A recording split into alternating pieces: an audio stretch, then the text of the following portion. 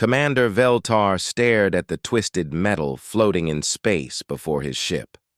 The debris field stretched for miles in every direction, pieces of unknown technology drifting slowly in the void. His crew aboard the research vessel Quiet Dawn had been exploring this sector for 3 weeks, but nothing had prepared them for what they found here. Dr. Cassara worked at her station, analyzing the metal fragments they had collected. Her long fingers moved across the control panels as data flowed across her screen. The results made no sense.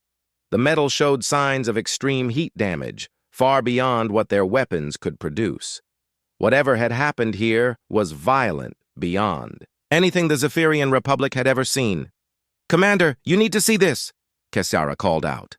Her voice carried a note of concern that made Veltar's skin crawl. He walked over to her station and looked at the display. The screen showed microscopic images of the metal fragments. They were covered in tiny marks that looked almost like writing. "What am I looking at, Doctor?" Veltar asked. These marks were made by weapons, but not energy weapons like ours.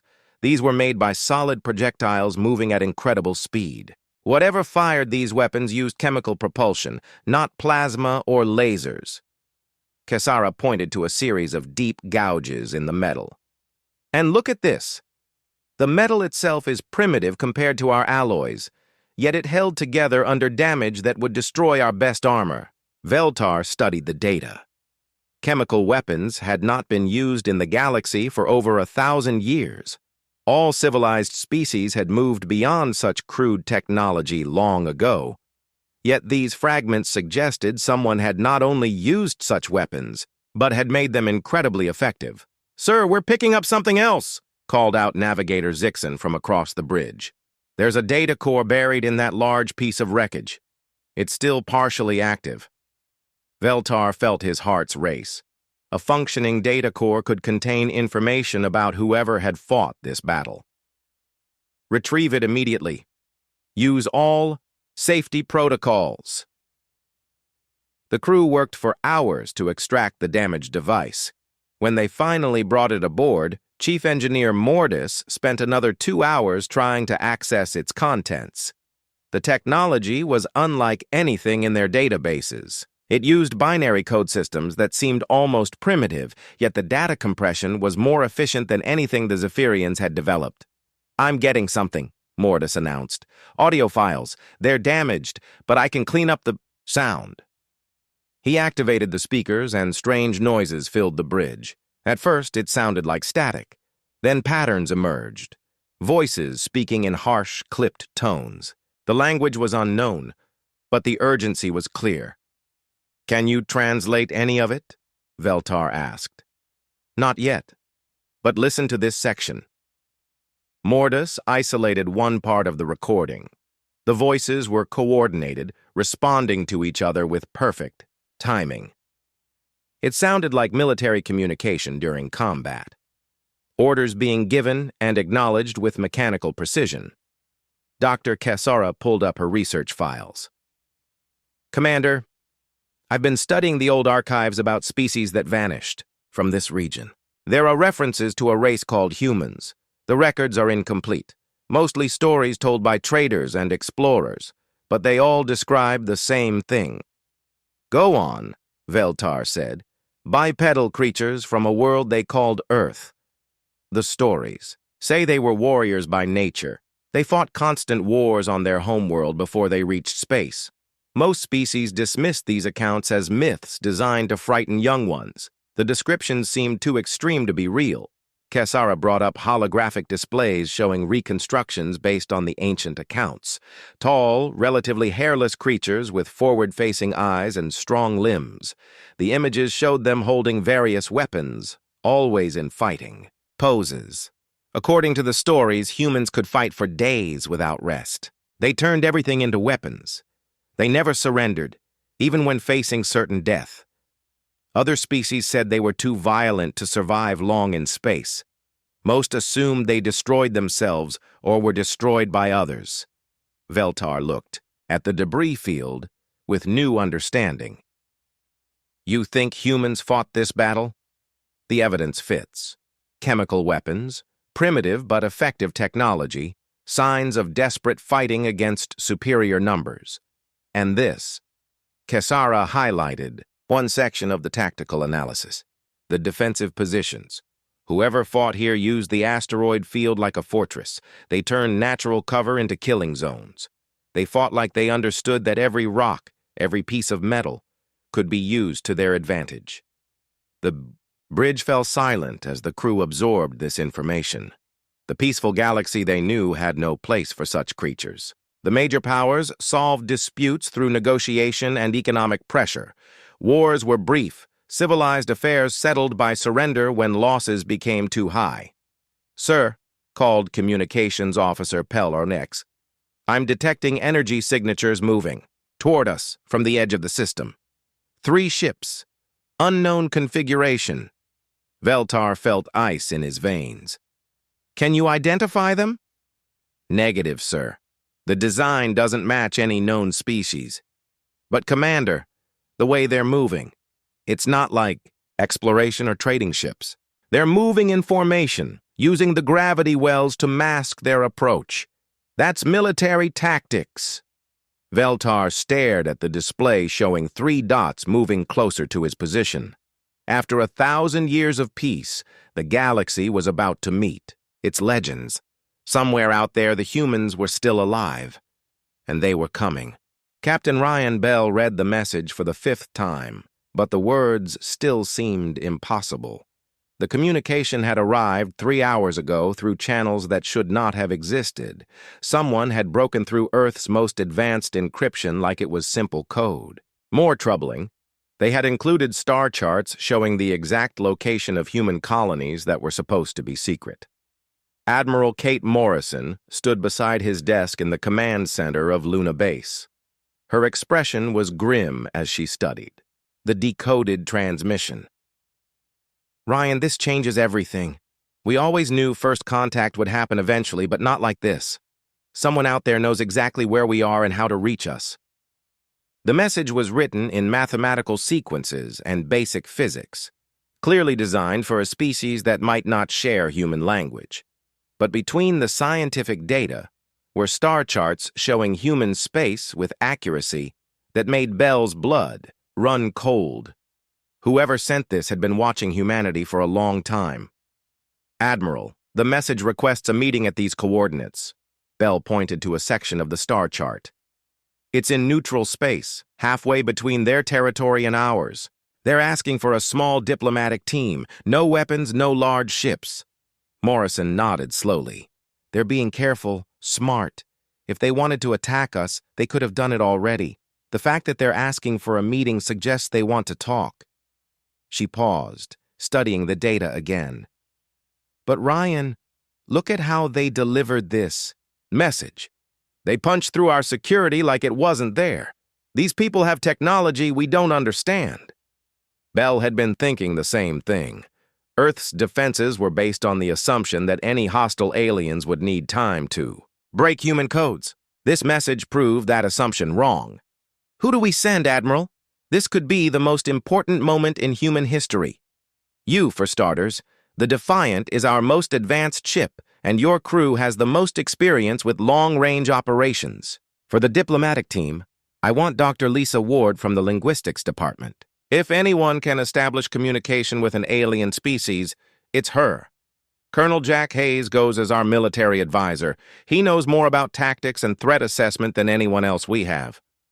Morrison pulled up personnel files on her tablet. "And Dr. Sam Carter from Xenobiology. If we're meeting aliens, we need someone who understands how different biology might affect their thinking and behavior. Keep the team small and professional. We have one chance to make a good first impression." Bell nodded and began making preparations. 2 days later, the Defiant launched from Earth orbit with its small but expert crew. The journey to the meeting coordinates would take 6 days at maximum speed. During the trip, the team studied everything. They knew about the mysterious signal and prepared for every scenario they could imagine. Dr. Ward worked with the ship's computers to create translation protocols. She had spent years developing systems for communicating with any possible alien intelligence. Her programs could analyze language patterns, mathematical concepts, and even nonverbal communication methods. Captain, the interesting thing about their message is how efficient it was. No wasted symbols, no redundancy. These people think in very precise, logical terms. Colonel Hayes spent his time analyzing the tactical implications of the meeting. Captain, I don't like how much they know about us. The star charts they sent show the locations of our defensive stations, our supply routes, even our hidden bases. They've been watching us for months, maybe years. That gives them a huge advantage in any negotiation. Dr. Carter focused on the technical aspects of the alien message. The mathematics they used is advanced, but follows patterns we can recognize. Their technology is definitely superior to ours, but it's not incomprehensible. They think in ways we can understand, which suggests they might have evolved under similar conditions to humans. As the Defiant approached the meeting coordinates, Captain Bell felt the weight of responsibility on his shoulders. Humanity had dreamed of this moment for centuries, but now that it was happening, the reality was more complex than anyone had imagined. These aliens were not the primitive species that Earth's scientists had expected to encounter first. They were clearly more advanced than humans, yet they were approaching with caution and respect.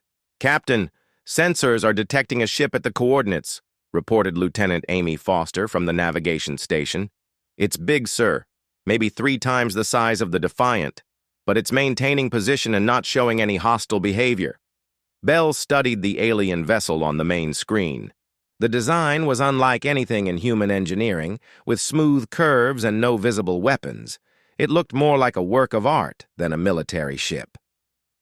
"Open all communication channels, let them know we're here and ready to talk." The response came immediately, transmitted in the same mathematical language as the original message. Dr. Ward worked quickly to decode it. "Captain, they're welcoming us and requesting permission to come aboard our ship. They want to meet in person." "Colonel Hayes, what's your assessment?" Bell asked. Hayes studied the tactical display. "Sir, they could have destroyed us already if they wanted to. The size of their ship suggests they have capabilities we can't match. But they're following diplomatic protocol and showing respect for our space. I recommend we agree to the meeting but maintain full security protocols." Bell made his decision. "Dr. Ward, send a response. Tell them we accept their request and look forward to meeting them. But the meeting happens on their ship, not ours. We follow standard first contact procedures." As the Defiant moved closer to the alien vessel, Bell wondered what these creatures would look like, how they would think, and what they wanted from humanity. The next few hours would determine whether humans had found allies among the stars or something far more dangerous.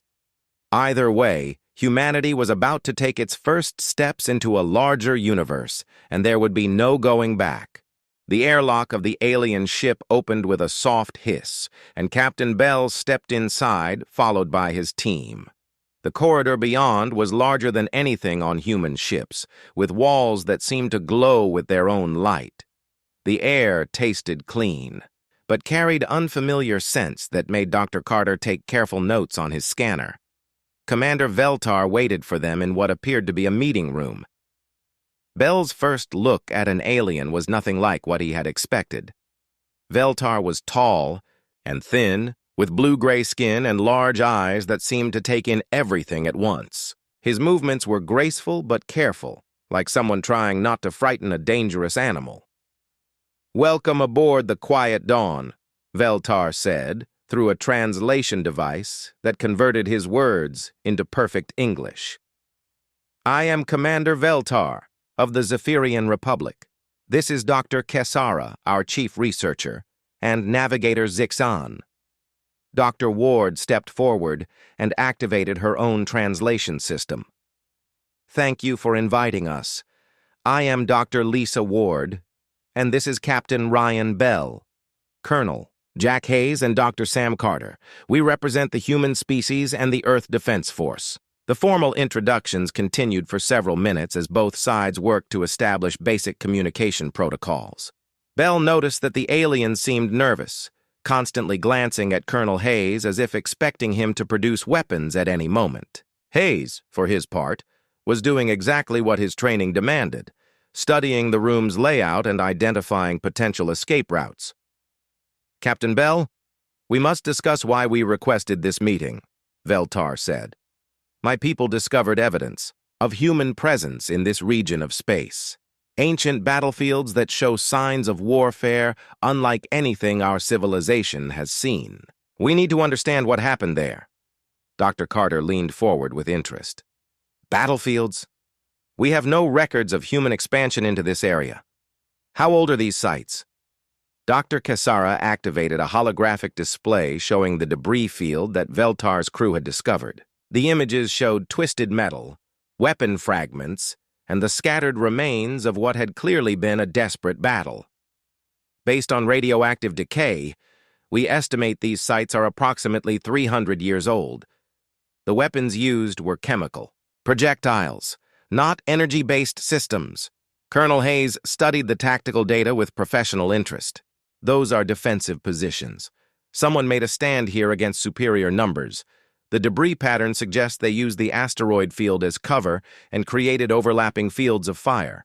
Classic defensive strategy." The aliens exchanged looks that Bell didn't like.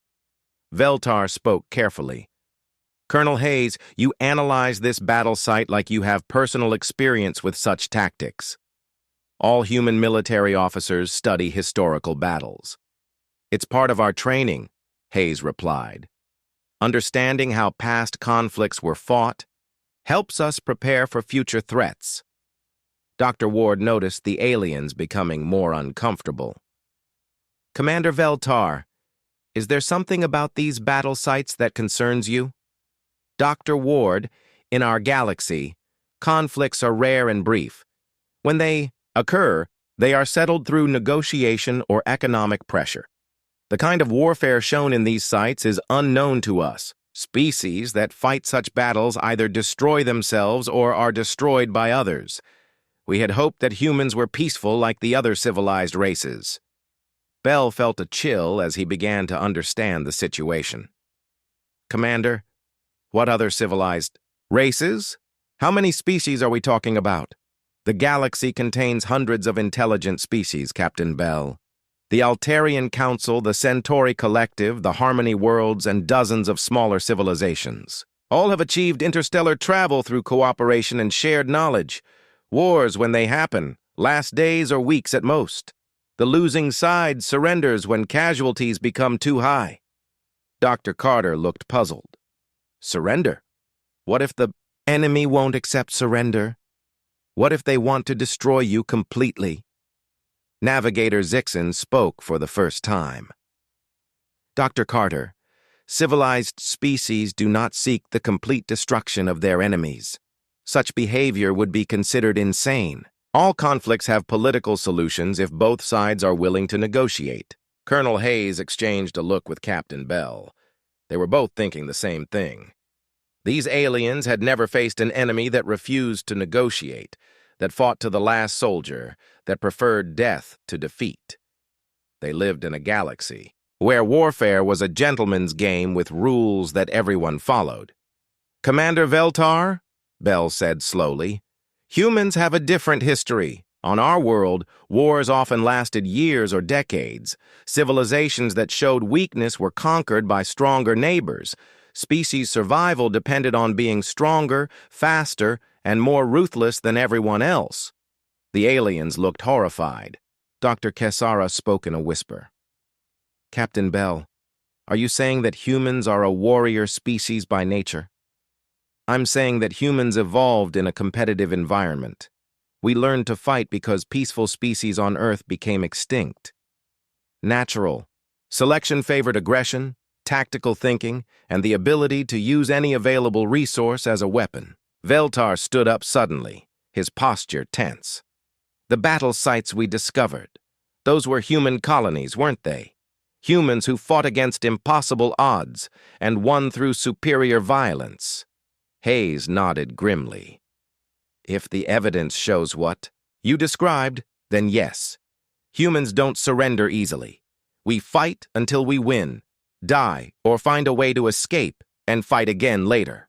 It's how our species survived long enough to reach space.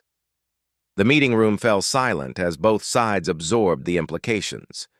The aliens had discovered that the legendary human warriors from their ancient stories were not myths, but historical facts. Humans had learned that they were unique in a galaxy full of peaceful civilizations that had never needed to develop serious military capabilities. Dr. Ward tried to break the tension. Commander Veltar, modern humans seek peaceful relationships with other species. We've spent decades preparing for first contact because we hope to find friends among the stars. But Veltar was studying Colonel Hayes with new understanding. Colonel, when you looked at our battle data, you saw tactical opportunities, didn't you? Ways to improve the defensive positions, better use of available resources. Hayes hesitated, then nodded. The humans who fought there did well with what they had, but there were missed opportunities. Better coordination could have reduced casualties, while inflicting more damage on the attackers. The aliens stared at him in shock. Even in this peaceful first contact meeting, the human military mind was analyzing how to fight more effectively. They had invited warriors aboard their ship, and now they were beginning to understand what that meant. The cultural exchange sessions continued for 2 weeks, with both human and alien teams working to understand each other's civilizations. But each day brought new revelations that made both sides more uncomfortable. Dr. Ward found herself explaining human history to audiences that could barely comprehend what they were hearing. The Second World War lasted 6 years and involved most of Earth's population, Ward explained to a group of Zephyrian historians. Approximately 70 million people died in the conflict. Entire cities were destroyed by weapons that could kill hundreds of thousands of people in seconds. Dr. Kesara interrupted with obvious distress. Dr. Ward? Surely you mean 70,000 casualties over 6 years? No civilized species could sustain such losses and continue fighting. No, 70 million. And that was just one war among many. Humans have fought constantly throughout our recorded history.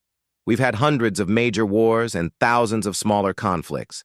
Fighting is how we solve territorial disputes, resource competition, and ideological differences. The alien historians exchanged looks of horror. One of them, an elderly Zephyrian named Velnox, spoke in a trembling voice. Dr. Ward, how did your species avoid extinction? How do you have any population left after such massive casualties? Humans reproduce quickly and in large numbers. We also developed medical technology specifically to treat war injuries. Many of our greatest scientific advances came from military research. The drive to create better weapons led to better technology in general. Meanwhile, Colonel Hayes was meeting with Zephyrian military officials who barely deserved the title. Their idea of military strategy involved positioning ships in neat formations and exchanging fire until one side decided the casualties were too high and surrendered. The concept of unconventional warfare was completely foreign to them. Colonel Hayes, explain this tactic you call guerrilla warfare, requested Commander Poltek, who led the Zephyrian Defense Forces.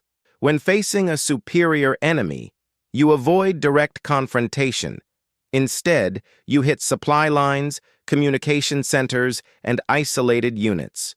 You make the enemy afraid to move around freely. You turn their strength against them by forcing them to spread out and defend everything at once.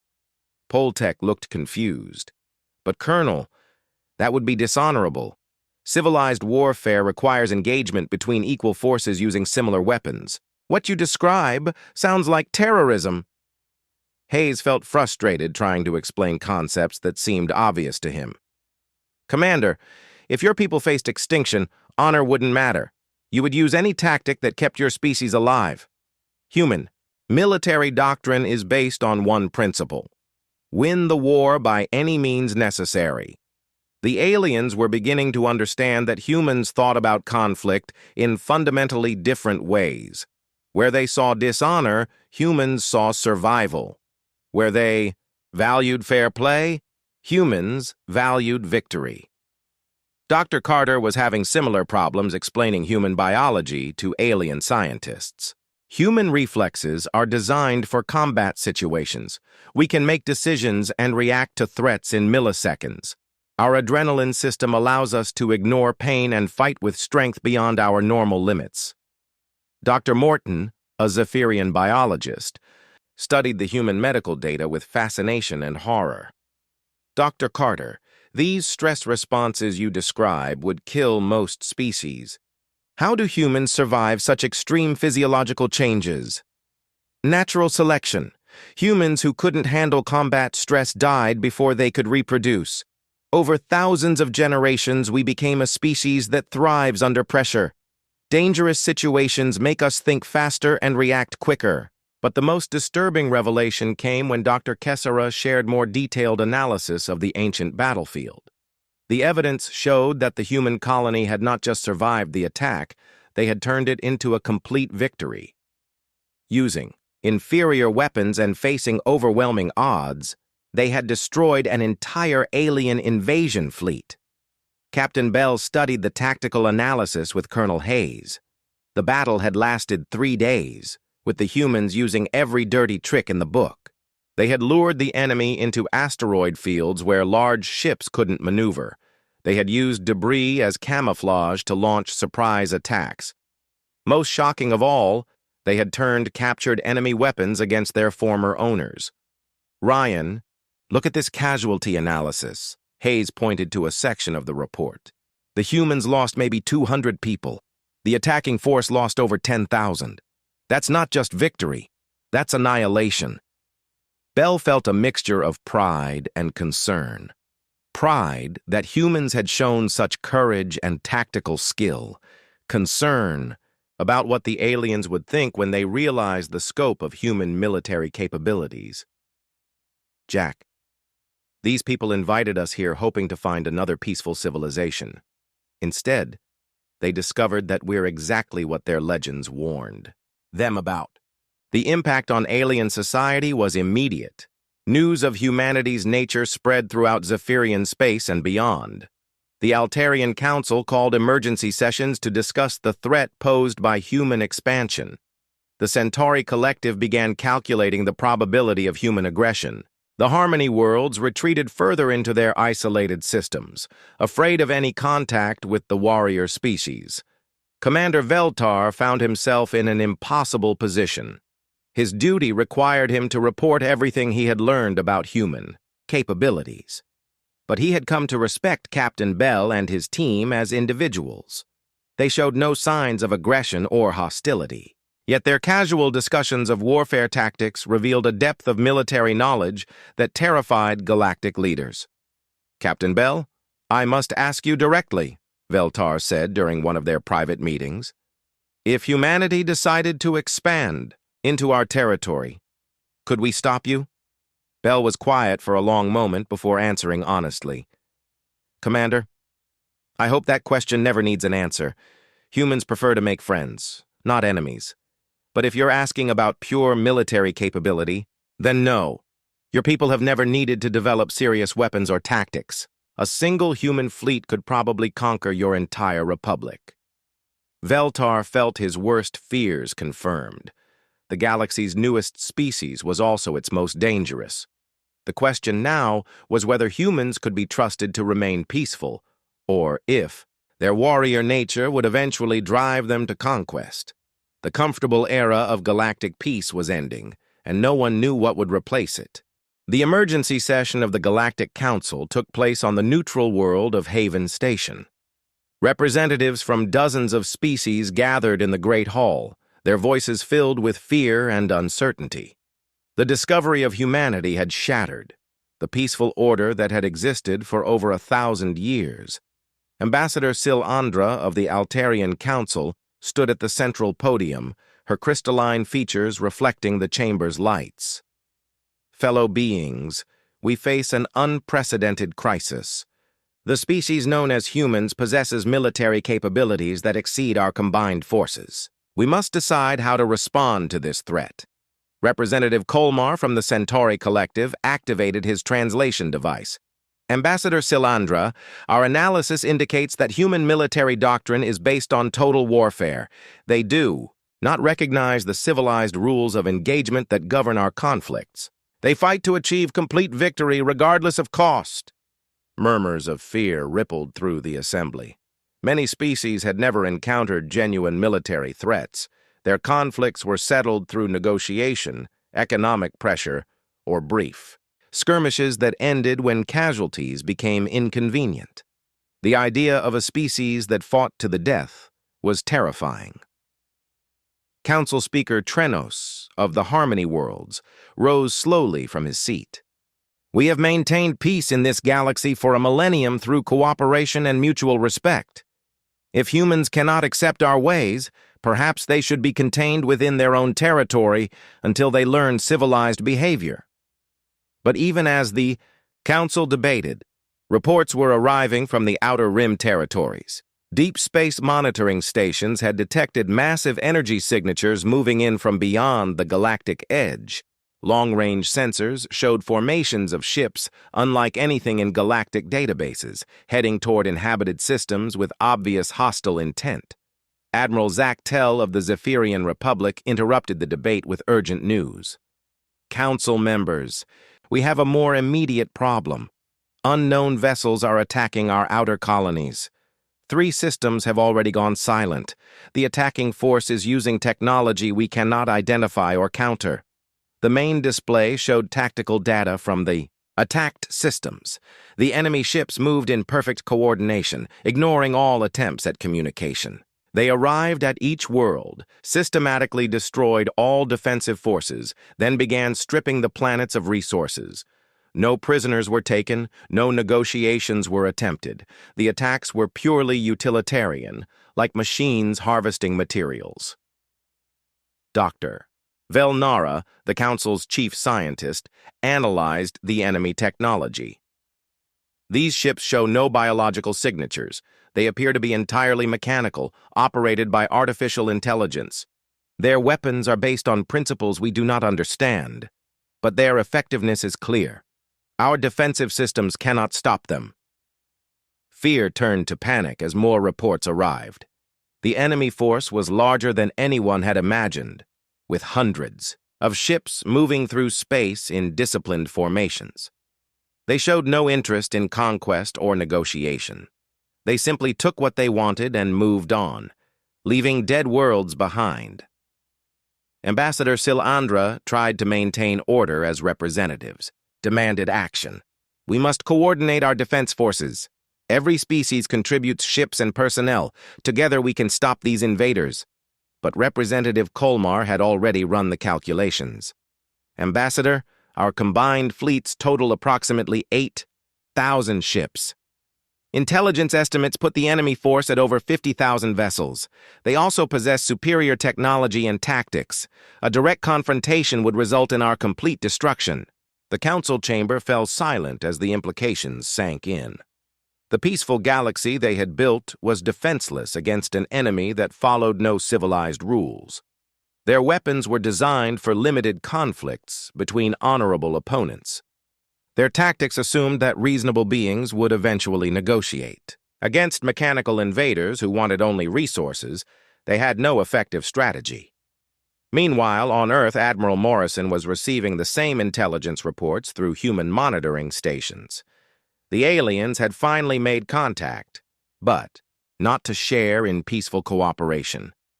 They needed help desperately, and humanity was the only species with the military capability to provide it. Captain Bell stood in Morrison's office, studying the tactical data. Admiral, this enemy force is moving through alien space like they own it. The galactic defense forces can't even slow them down. At their current rate of advance, they'll reach human space within 6 months. Morrison nodded grimly. Ryan, 3 weeks ago, these aliens were afraid that we might be a threat to galactic peace. Now they're about to discover that sometimes you need dangerous friends. The galaxy is under attack by something that makes human warfare look civilized.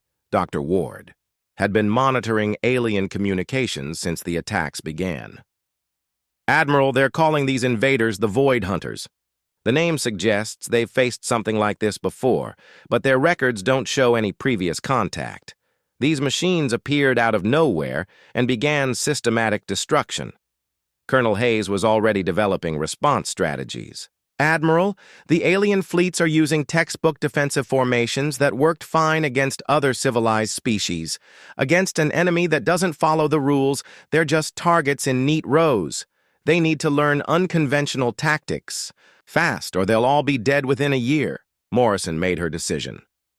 Ryan, take the Defiant back to the meeting coordinates. Find Commander Veltar and offer our assistance. Tell him that humans are willing to help defend the galaxy, but we do things our way. No interference, no questioning. Our methods. No complaining about honor codes. As the Defiant prepared for departure, Bell wondered if this was how humanity would enter galactic civilization. Not as peaceful explorers seeking knowledge and friendship, but as warriors rushing to a battlefield. The aliens had feared human military capabilities, and now they were about to see those capabilities in action. The irony was not lost on him. The galaxy's most peaceful species had created a crisis that only the galaxy's most violent species could solve. The Void Hunters had made the mistake of assuming that all galactic civilizations were equally helpless. They were about to learn that legends sometimes told the truth, and that humans had earned their reputation through thousands of years of warfare. The stars themselves were under attack, and only Earth's children knew how to fight back. Commander Veltar's hands shook as he sent the transmission to the human ship. 3 more Zephyrian colonies had fallen to the Void Hunters in the past week, and his people were running out of time. The enemy machines moved through space with terrifying efficiency, destroying everything in their path. Galactic Defense Forces had tried to stop them at the Kepler system and had been annihilated in less than 4 hours. The message was simple and desperate. Captain Bell, this is Commander Veltar of the Zephyrian Republic. We formally request military assistance from humanity. Our civilization faces extinction. We are willing to accept any terms you consider reasonable. The reply came faster than Veltar had expected. Commander, this is Captain Bell aboard the Defiant. We're en route to your coordinates with a task force. Prepare your ships for joint operations. We'll show you how humans fight wars. Bell was traveling with more than just the Defiant this time. Admiral Morrison had authorized the deployment of 12 human warships, including the heavy cruiser Valiant under Captain Mike Stone, and the destroyer squadron led by Commander Lisa Park. It was the largest human military force ever assembled outside of Earth's solar system. The human fleet arrived at the Zephyrian defensive line just as the Void Hunters were beginning their assault on the industrial world of Kepler Prime. The planet hosted 6 billion civilians and the largest shipyards in Zephyrian space. If it fell, the alien republic would lose its ability to build or repair starships. Captain Stone studied the tactical situation from the bridge of the Valiant. The Zephyrian fleet was arranged in a defensive sphere around the planet, with ships evenly spaced to provide maximum coverage. It looked impressive, but would be useless against an enemy that didn't follow traditional attack patterns. Captain Bell, the alien formation is a disaster waiting to happen, Stone reported over the communication link. They're spread too thin to concentrate firepower, and they have no mobile reserve. The Void Hunters will punch through their line, like it's made of paper. Bell could see the same problems. Mike, we need to reorganize their entire fleet before the enemy arrives. How much time do we have? Commander Park answered from her destroyer. Sensors show the Void Hunter force about 6 hours out. They're moving in a tight formation, approximately 200 ships. The aliens have maybe 100 vessels. But most of them are exploration ships with light weapons. Bell opened a channel to Commander Veltar. Commander, we need to change your defensive strategy immediately. Pull your ships back into 3 concentrated groups. We'll position human ships as the spearhead of each group. Veltar's voice carried obvious stress. Captain Bell, our tactical doctrine requires even coverage to protect the entire planet. If we concentrate our forces, the enemy might slip past us. Commander, the enemy isn't trying to slip past you. They want to destroy your fleet and then strip mine your planet. Traditional defensive tactics won't work against machines that don't care about casualties. It took 2 hours to reorganize the combined fleet into formations that satisfied human tactical doctrine. The alien ships were not accustomed to operating in tight groups, and their captains struggled to understand the new battle plan. But gradually, the defensive line took shape according to human specifications. Colonel Hayes worked with alien tactical officers to explain the strategy. The key is concentration of force. We let the enemy come to us, then hit them with everything we have from multiple directions. Individual ships are targets. Groups of ships are weapons. Dr. Carter was busy analyzing Void Hunter technology from the wreckage of previous battles. Captain, these machines use directed energy weapons similar to our plasma cannons, but with much higher power output. Their shields are strong against energy attacks but might be vulnerable to kinetic projectiles. Dr. Ward had been monitoring enemy communications, or rather, the complete lack of them. Captain, the Void Hunters don't communicate with each other during combat. They operate like a single organism with perfect coordination. That could be an advantage if we can disrupt their command structure. As the enemy fleet approached, Bell felt the familiar tension that came before battle. Human crews knew their jobs and trusted their training. But the alien crews were terrified, unsure of themselves and their new human allies. Everything depended on whether the combined fleet could work together when the shooting started. "All ships, this is Captain Bell," he announced over the fleet communication system. "The enemy will try to break through our center and then surround individual groups. Don't let them separate us. Stay close to your human escorts and follow their lead. We've been fighting wars for thousands of years. Trust us to do what we do best." The Void Hunter fleet entered weapons range with mechanical precision. Their ships moved in perfect formation, adjusting course and speed as a single unit. They showed no hesitation, no caution, no fear. They simply came forward to destroy whatever stood in their way. "Here they come," announced Lieutenant Foster, from the Defiant's tactical station. 200 enemy ships moving to attack our center group. They're concentrating their entire force on a single point. Bell smiled grimly. It was exactly what he had hoped for. "All ships, execute Battle Plan Alpha. Human vessels, engage at maximum range. Alien vessels, wait for our signal, and then concentrate. Fire on targets we designate." The battle for Kepler Prime was about to begin. For the first time in galactic history, human military doctrine would be tested against an enemy that matched humanity's own ruthlessness. The peaceful galaxy was about to discover what happened when unstoppable force met immovable object. The stars themselves seemed to hold their breath as two philosophies of warfare prepared to collide in the darkness of space. The first exchange of fire lit up space like a miniature star. Void Hunter energy beams lanced out across millions of kilometers, targeting the human ships with mechanical precision. But the human fleet was already moving, executing maneuvers that no peaceful species had ever needed to develop. Captain Bell watched his tactical display as the Defiant rolled and twisted through space, avoiding enemy fire by mere meters. Around him, his crew worked with the calm efficiency that came from years of training for exactly this situation. They had drilled for space combat since joining the Earth Defense Force, never knowing if they would face alien invaders or human rebels. "Direct hit on the Valiant," reported Lieutenant Foster. "Captain Stone reports minor damage to forward shields. The Void Hunter weapons are powerful, but not more than we can handle." The human response was devastating. Kinetic projectiles, fired from magnetic railguns, tore through Void Hunter shields like they were made of paper. The machines had designed their defenses to stop energy weapons, not solid metal moving at significant fractions of light speed. Human weapons technology, considered primitive by galactic standards, proved perfectly suited for this enemy. "Multiple enemy ships destroyed," called out Commander Park from her destroyer squadron. The aliens were right about one thing. These machines don't adapt their tactics. They're still using the same attack pattern even though it's not working. But the real shock came when the alien crews saw how human ships fought. The Zephyrian vessels stayed in neat formations, firing weapons in coordinated volleys just as their training manuals specified.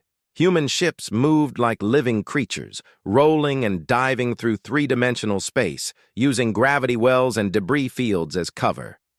Commander Veltar watched in amazement as the Defiant used the planet's gravity to slingshot around behind. A group of enemy ships. Captain Bell's vessel emerged from the maneuver with perfect firing position, destroying 3 Void Hunter ships before they could react to the threat. Captain Bell, how did you calculate that trajectory so quickly? Veltar asked over the communication channel. Our computers would need several minutes to plot such a complex course. Commander, human pilots don't rely on computers for combat maneuvers. We use intuition, experience, and a feel for how ships move in space. Calculations are too slow when someone is shooting at you. The battle raged for 6 hours, with both sides taking heavy casualties. The Void Hunters fought with relentless efficiency, coordinating attacks that would have destroyed any traditional fleet. But the humans had brought chaos to an ordered universe, using tactics that the machines could not predict or counter. Dr. Carter had been right about the enemy's vulnerability to kinetic weapons. Human railguns punched through Void Hunter armor, like it was tissue paper. But the machines compensated with overwhelming numbers and firepower that gradually wore down human shields and armor. Defiant, this is the Valiant. Captain Stone's voice crackled over the damaged communication system. We've lost main engines and most of our weapons. We're dead in space, but still fighting with secondary systems. Bell saw his friend's ship, drifting helplessly as enemy fire concentrated on the disabled cruiser. Mike, prepare for emergency evacuation. We're coming to get you. But Stone's reply surprised him. Negative, Ryan. We still have one working railgun and enough power for a final shot. We're going to ram that Void Hunter command ship. Maybe we can disrupt their coordination. Bell watched in horror and pride as the Valiant used her last thruster fuel to accelerate toward the largest enemy vessel. Captain Stone's ship was dying, but her crew was determined to make their deaths count for something. The collision lit up space like a supernova, destroying both ships in a ball of plasma and twisted metal. The effect on the Void Hunter fleet was immediate. Without their command ship, the remaining vessels lost their perfect coordination. They continued fighting, but no longer moved as a single organism. Individual ships made individual decisions, creating opportunities that human tactical doctrine was designed to exploit. All ships, concentrate fire on the confused enemy groups, Bell ordered. Don't let them reorganize. Hit them while they're isolated and vulnerable. The combined human-alien fleet pressed their advantage. Zephyrian ships, guided by human tactical advice, began targeting enemy vessels that were separated from the main force. The aliens learned quickly how to use superior numbers against an enemy that could no longer coordinate effectively. Commander Lisa Park led her destroyer squadron in a daring attack on the enemy flanks. Her ships moved in perfect coordination, using the wreckage of destroyed vessels as cover while they closed to point-blank range. The Void Hunters could not adapt to such unconventional tactics fast enough to counter them, but victory came at a terrible cost. Half the human fleet was destroyed or disabled. Captain Stone and his crew had died to break enemy coordination. Dozens of alien ships had been lost to enemy fire. The survivors limped through space, damaged but alive. As the last Void Hunter ship exploded under concentrated fire, Bell felt exhaustion wash over him. The battle was won, but he knew this was just the beginning. Intelligence reports suggested the main enemy force contained thousands of ships, not the few hundred they had just defeated. Commander Veltar, damage report, Bell requested. Captain, Bell, we have lost 37 ships and over 4,000 crew members. But Kepler Prime is safe, and our industrial capacity is intact. More importantly, we have learned how to fight these machines. Bell looked at his tactical display, showing the wreckage of the greatest space battle in galactic history. Two philosophies of warfare had collided, and the galaxy would never be the same. The peaceful civilizations had learned that sometimes violence was the only answer to violence. Commander, this was just a scouting force. The main Void Hunter fleet is still out. There. We need to prepare for a much larger battle. Are your people ready to learn everything humans know about war? Veltar's response was immediate. Captain Bell, my species has survived for thousands of years through diplomacy and cooperation. But today, we learned that survival sometimes requires different skills. Teach us everything. Show us how to fight like humans. The galaxy's age of innocence was ending, but its age of survival was just beginning. 6 months after the Battle of Kepler Prime, the galaxy had transformed into something unrecognizable. Training centers on dozens of worlds taught alien crews the brutal mathematics of human warfare. Shipyards that had once built exploration. Vessels now produced warships designed according to human specifications. The peaceful civilizations were learning to think like predators. Admiral Morrison stood on the observation deck of the new Terra station, humanity's first permanent base outside of Earth's solar system.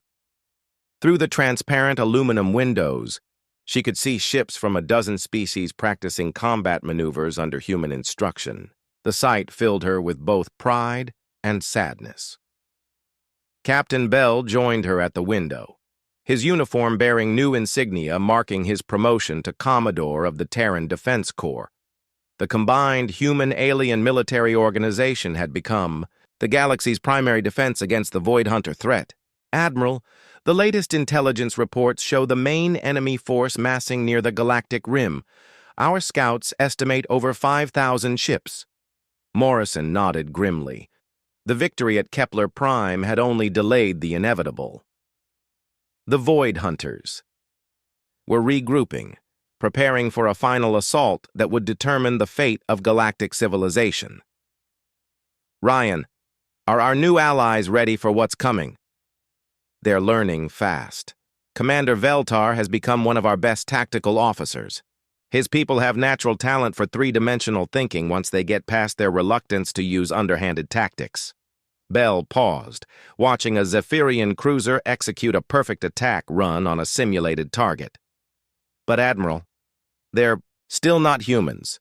They hesitate when they should strike, they show mercy when they should finish the enemy. Dr. Ward approached from across the observation deck, carrying data tablets filled with psychological profiles of alien crews. Admiral, we're seeing interesting developments in how different species adapt to human military doctrine. The Zephyrians are becoming excellent tactical planners. The Altarians excel at logistics and supply management. The Centauri Collective has turned their mathematical minds toward weapons design. But the transformation was not without cost. Reports came daily of alien crews breaking under the stress of combat training. Species that had evolved for cooperation struggled with the competitive nature of warfare. Many aliens required psychological counseling to cope with the moral implications of what they were learning. Dr. Carter had been studying the biological effects of combat stress on alien physiology. Admiral, most species simply aren't built for the kind of sustained aggression that warfare requires. Their nervous systems evolved for different purposes. We're asking them to override millions of years of peaceful evolution. The social changes were equally dramatic. The Galactic Council had dissolved, replaced by the Terran Defense Authority under human leadership. Democratic decision-making had proven too slow for military operations. Species that had governed themselves through consensus for millennia now took orders from human commanders who made life-and-death decisions in seconds. Ambassador Silandra, once a powerful voice in galactic politics, now served as a liaison officer between human military commanders and alien civilian governments. Admiral Morrison, my people struggle to understand the changes you've brought to our civilization. We achieved peace through cooperation, but you've shown us that peace only exists when someone is strong enough to defend it. Morrison had heard similar complaints from dozens of species. They resented humanity's dominance, but could not deny that human leadership was the only thing standing between them and extinction. Ambassador, we never asked to become the galaxy's protectors, but the Void Hunters made that choice for us. Your people can return to peaceful cooperation after we've eliminated the threat. But privately, Morrison wondered if that was true. The aliens were changing, becoming more competitive, more aggressive, more human in their thinking. War had a way of transforming entire civilizations, and the galaxy might never return to its former innocence. Colonel Hayes had established the Galaxy War College on Terra Station, where the best tactical minds from every species learned advanced military strategy. His students included former diplomats, scientists, and administrators who had never imagined they would need to understand weapons and tactics. The key to defeating the Void Hunters is understanding their limitations, Hayes explained to a mixed class of alien officers. They coordinate perfectly but cannot adapt quickly. They use superior technology but follow predictable patterns. We must be more flexible, more creative, more unpredictable than they are. One of his students, a Centauri mathematician named Colvex, raised a question that had been troubling many aliens.